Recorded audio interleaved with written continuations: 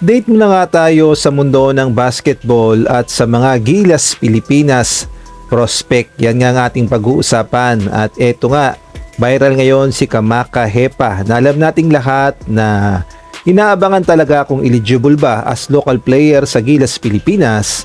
At eto pa nga, isang rising star sa Amerika, isang PhilAm na 15 years old, 6'5", at posible din bang maging local player sa Gilas. Ngunit bago tayo magpatuloy, pakipindot naman ng like, subscribe at ang notification bell para updated ka sa susunod kong i-upload.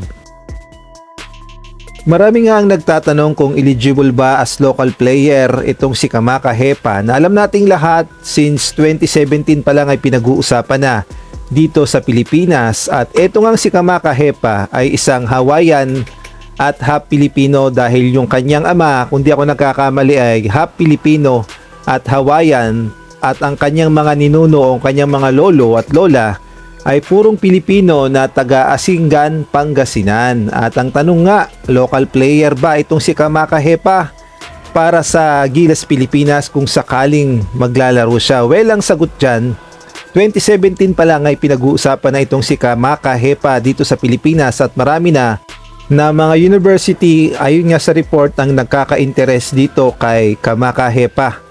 Kahit nga sa PBA ay hinihintay na itong si Kamaka Hepa. Ngunit ito nga si Kamaka Hepa ay mukhang ayaw maglaro dito sa Pilipinas at mas piniling maglaro overseas, partikular na sa Hawaii, tapos naglaro din yan sa Germany at sa iba pang liga. At hindi nga siya mukhang interesado dito sa Pilipinas dahil since 2017 pa lang ay nililigawan na siya. Ngunit hindi nga siya nakapaglaro sa Pilipinas, sa PBA o sa Gilas Pilipinas. At sa mga nagtatanong naman kung eligible ba talaga ito o nakakuha ba talaga ito ng Philippine passport bago mag-16, at kung sakaling magbagong isip niya, makakapaglaro ba siya sa Gilas Pilipinas? Well, ito nga ang sagot, at ay na rin nga yan sa mga nakalat kong report na ito palang si Kamaka Hepa ay nakakuha ng Philippine passport bago mag-16, at ay na rin yan sa article na aking nabasa. Ang sabi nga dito, Kamaka Hepa was a high school All-American from Alaska. He was able to get a Filipino passport before the age of 16, but the 6'10" power forward decided to stay in America where he grew up and was last seen playing in Latvia Estonia Basketball League. So lumalabas na choice talaga ni Kamaka Hepa na hindi maglaro sa Pilipinas, bagkus gusto niya maglaro lamang sa Amerika at sa ibang bansa. Kaya naman hindi natin ito mapipilit na maglaro sa Gilas Pilipinas dahil choices niya na maglaro sa Amerika at hindi nga sa Pilipinas. At kapareho nga sila ni Sage Tolentino na isang Hawaiian Pilipino na ilang beses na rin nire-recruit sa Pilipinas at sa Gilas Pilipinas, ngunit ayaw nga nitong maglaro at talaga namang gusto niyang i-represent ang Hawaii kaysa sa Pilipinas. Kaya naman marami nga ang naghihinayang dito. At itong si Sage Tolentino, ayon nga sa report, ay hindi rin nakasecure ng Philippine passport bago mag-16, ngunit na-recruit na rin ito at na-scout ng SBP para sana kapartner ni Kai Soto sa Gilas Pilipinas dahil 7-footer din itong Sage Tolentino. Sayang nga lang at hindi siya nagamit sa Gilas Pilipinas kagaya lamang ni Kamaka Hepa. Wala naman tayong magagawa dahil choices nilang maglaro sa kanilang bansang kinalakihan at hindi nga i-represent ang Pilipinas.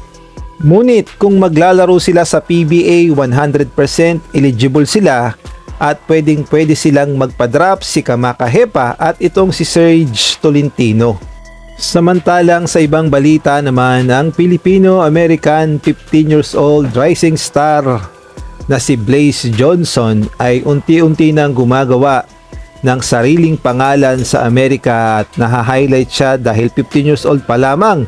Ngunit ang kanyang galawan ay talaga namang akala mo ay matured at professional na talaga na player. At sa mga nagtatanong kung proud Pinoy ba ito, yes, 100% proud Pinoy itong si Blaze Johnson. At sa sobrang galing nga niya ay kabi-kabila na ang kanyang mga natatanggap na offer sa mga university sa Amerika ng mga bigatin. Talaga namang gusto nilang makuha itong si Blaze Johnson. At sa ESPN, sa 5-star, siya nga ay rank 16 sa pinakamagagaling na players sa high school sa Amerika. At eto nga, good news, ang PhilAm Nation ay magkakaroon ng tour dito sa Pilipinas. Ito nga ang PhilAm Nation Select for Manila 2026 NBTC Tournament at maglalaro nga dito si Blaze Johnson. At sa mga nagtatanong kung gaano nga ba kagaling itong si Blaze Johnson, panoodin natin ang kanyang mga highlights.